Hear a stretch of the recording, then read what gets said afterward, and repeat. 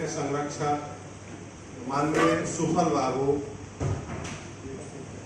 और बिहार ईंट निर्माता संघ के अध्यक्ष एवं कर्मठ, जिनके बदौलत बिहार में इतना बड़ा स्ट्रेंथ खड़ा हुआ है, इतना बड़ा सेटअप खड़ा हुआ है। आरा होटल ग्रैंड के सभागार में मिट्टी की ईंट पर जीएसटी स्लैब में 1% से 6% की अप्रत्याशित वृद्धि तथा प्रति टन 6,000 से बढ़कर 17,000 कोयले के मूल्य वृद्धि पर विस्तृत चर्चा हुई तथा ईंट निर्माताओं की ओर से आक्रोश प्रकट किया गया।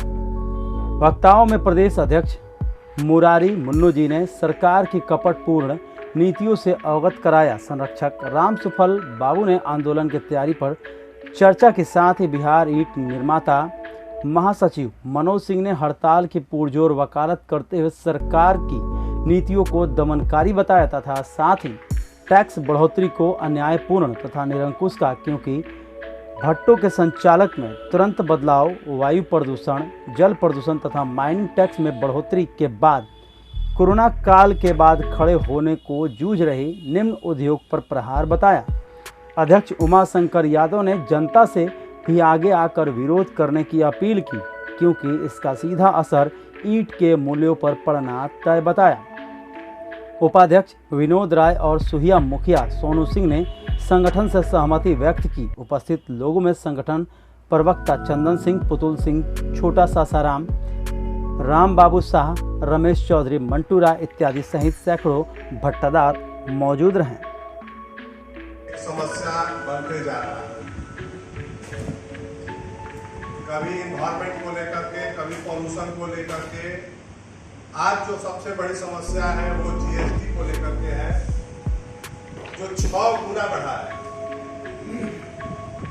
1% जीएसटी हम लोग का था कंपोजिशन में और रेगुलर में 5%, आज वो बढ़ा करके कंपोजिशन में 6% और रेगुलर में 5% कर दिया गया है।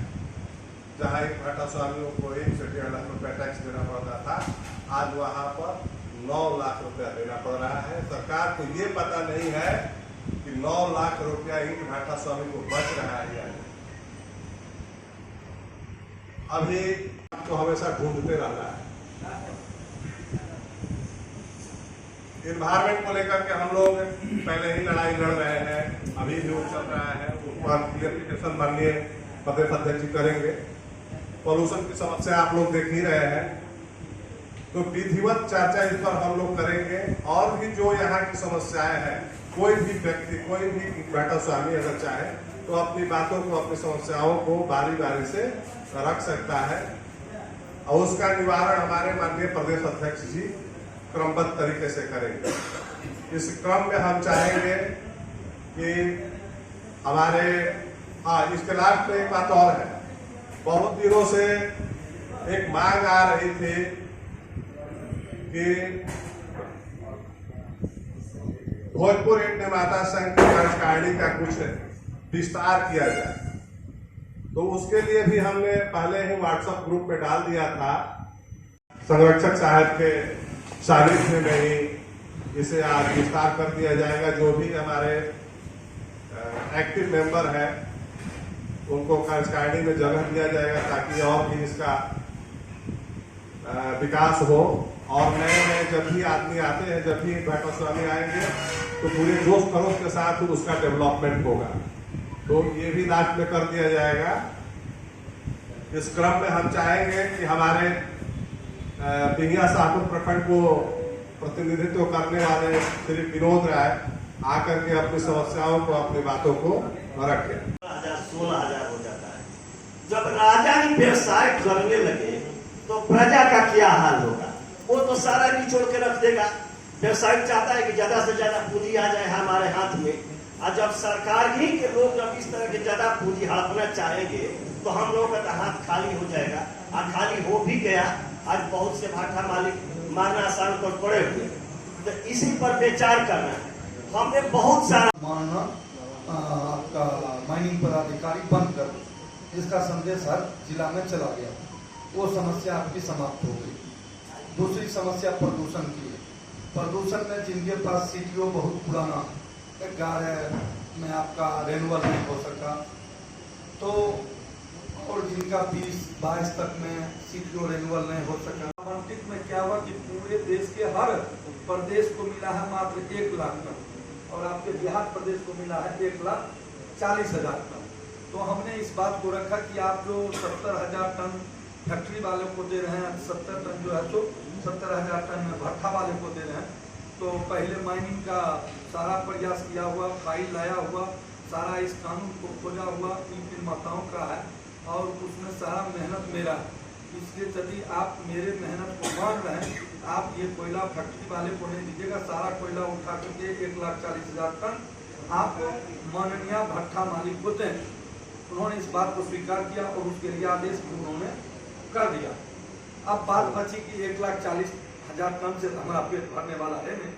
हमने कहा कि अतिरिक्त कोयला उठाव के लिए आप एक बार कोल सचिव से आप खुद बात कर लीजिए, और बात करने के बाद एक रिक्वेस्ट किया जाए कि हमारा कोल का कोटा बढ़ाया जाए। तो कोल का कोटा बढ़ाने के लिए हम लोगों ने एक आवेदन दिया है, और आप 6% में थे, आज के बाद आप 6% से ज़्यादा हैं।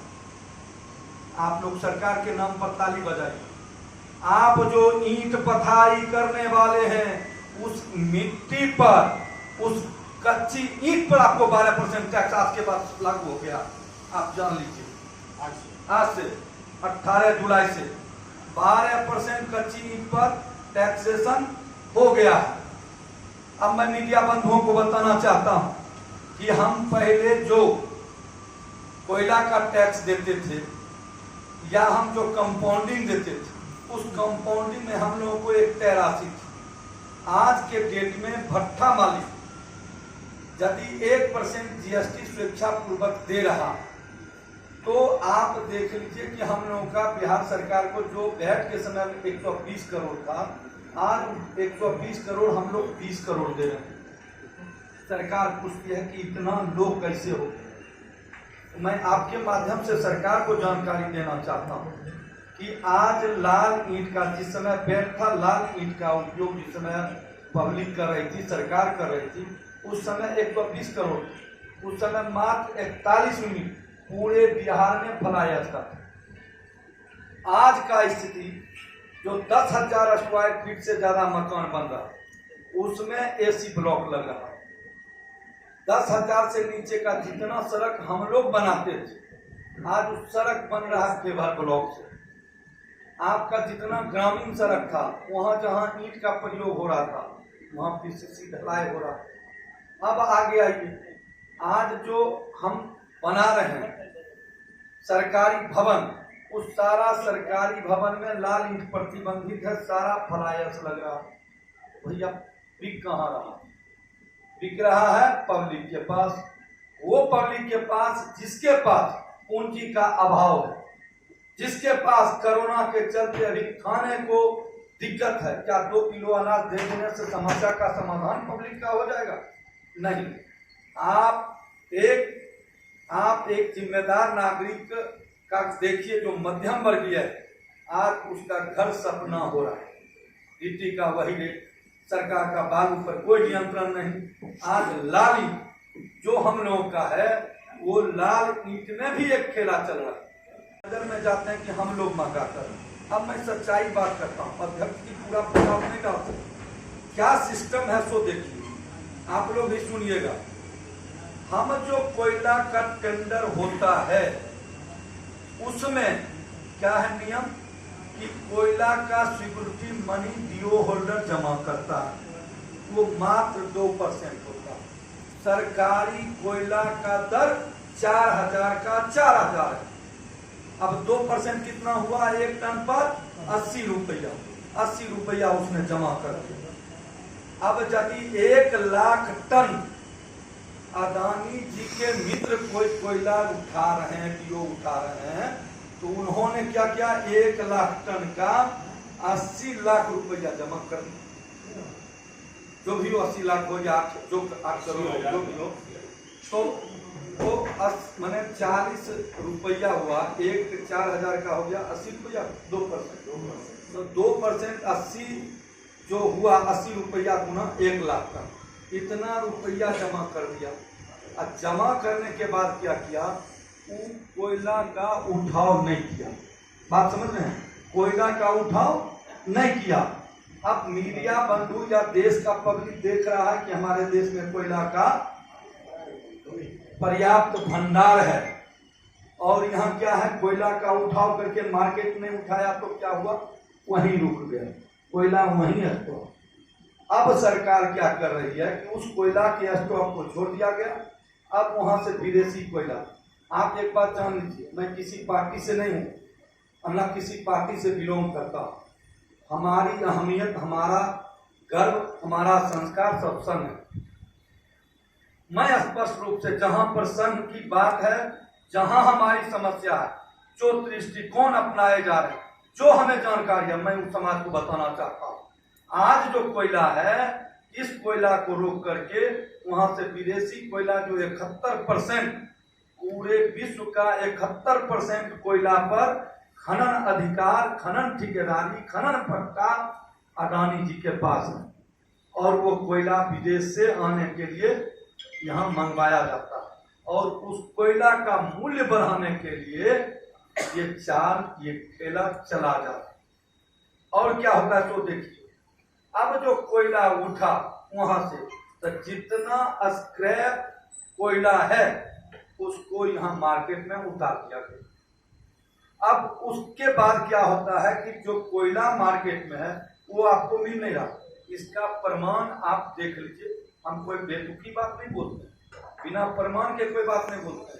आज ईसीएल का छोड़, आज बीसीसीएल का छोड़, जो भारत का सबसे बड़ा खदान पूरा लक्ष्य प्राप्ति कर रहा, आज एमपीसीएल मध्य प्रदेश का जो खदान सब है, वो खदान में ये खेला हुआ, और इस खदान के खेला के वजह से इस कोयला का रेट बढ़ा।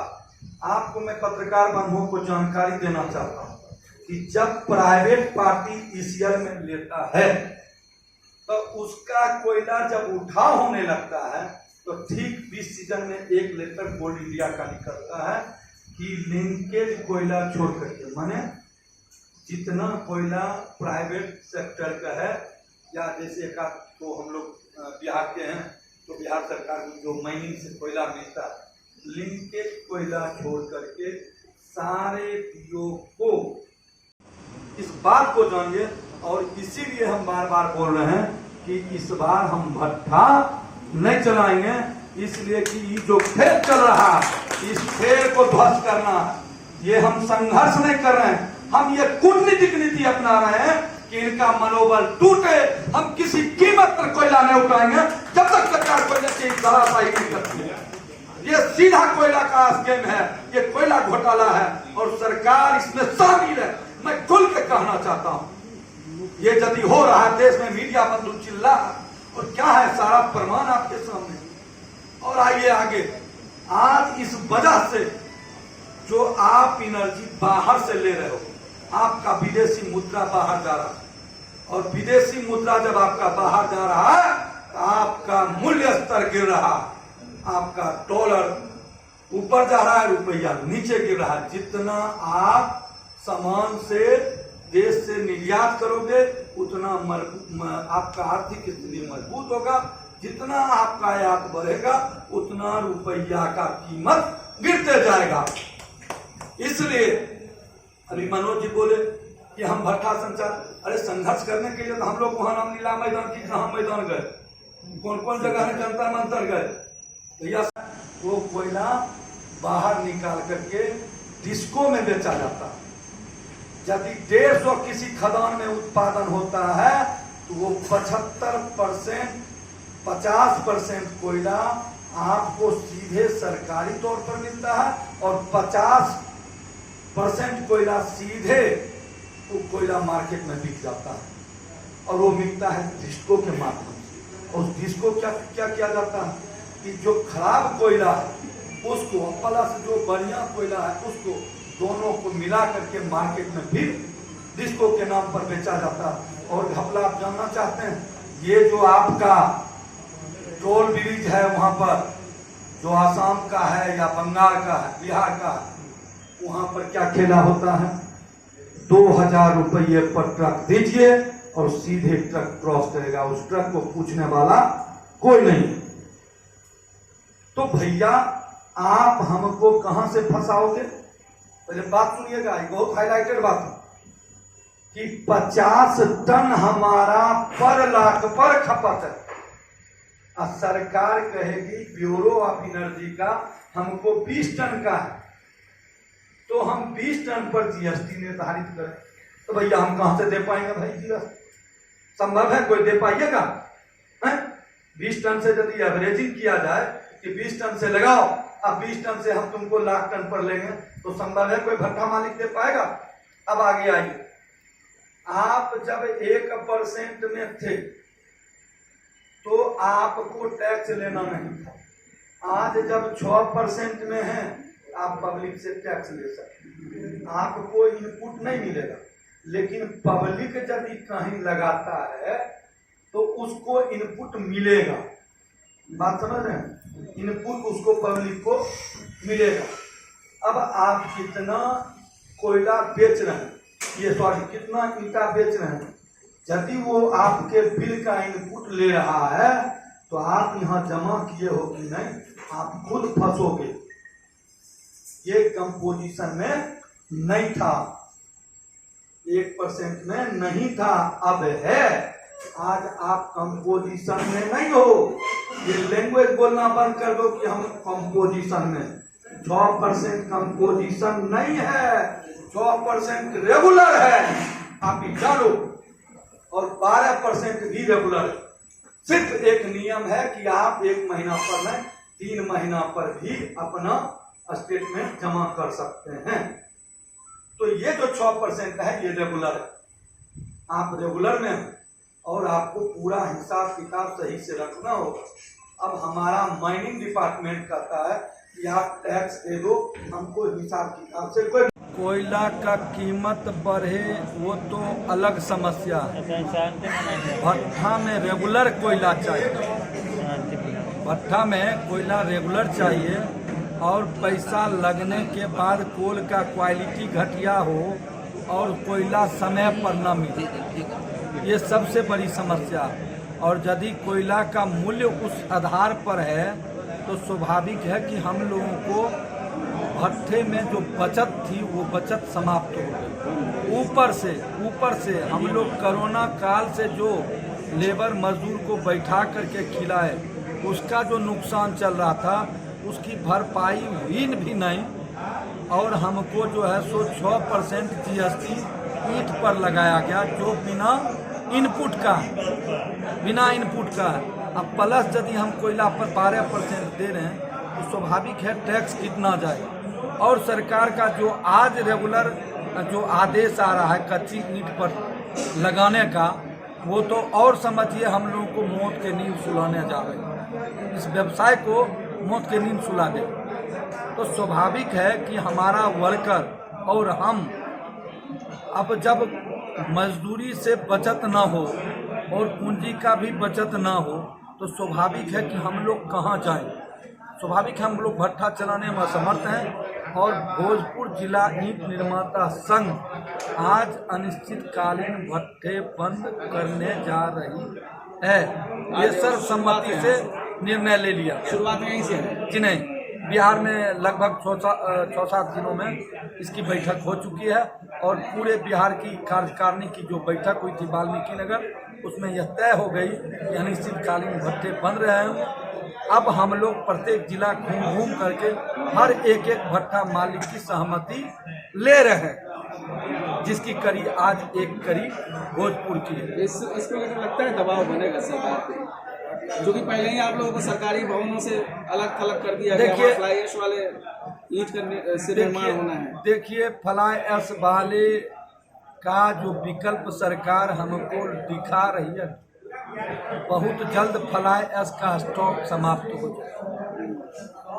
दूसरी बात है कि सरकार जब सरकारी भवन में हमें प्रतिबंध कर रही, सरकारी कार्यों में प्रतिबंध कर रही, तो हम कहां से दें? हमारा खरीदार मध्यम वर्गीय है, हमारा खरीदार निम्न वर्गीय है। सरकार हमको नहीं निम्न वर्ग और मध्यम वर्ग को ये टैक्स लगा रहे हैं। अभी हम लोग इसलिए लड़ाई लड़ रहे हैं कि हम लोगों को अभी हमारा जो ग्राहक है वो नहीं दे रहा, हम लोगों को जेब से लग रहा। यदि यही स्थिति रही तो स्वाभाविक है कि कस्टमर भी तो सड़क पर आएगा, महंगा हो जाएगा, ये महंगा हो जाएगा। चलेगा ही नहीं।